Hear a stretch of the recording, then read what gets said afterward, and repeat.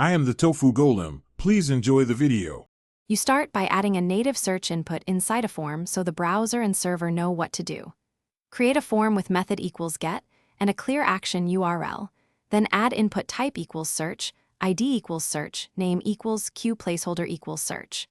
Once done, give the input an accessible label or area label and a visible submit button. Make sure the name parameter matches the server or script expecting the query. This first step wires the UI to the backend. Next, you implement client-side handling so searches behave predictably. Add a form submit listener in JavaScript, prevent default when you need to control flow, and read the input value. Validate length and sanitize to prevent broken queries. If empty, show a helpful message.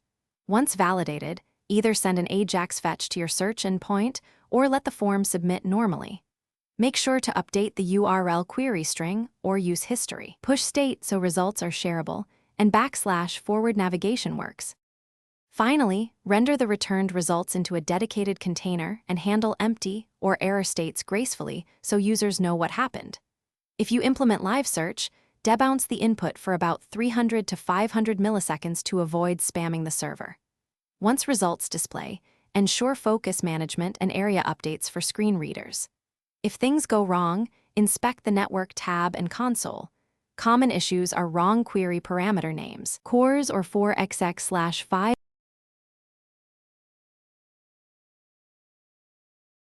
Thanks for watching. Consider subscribing if we helped you today.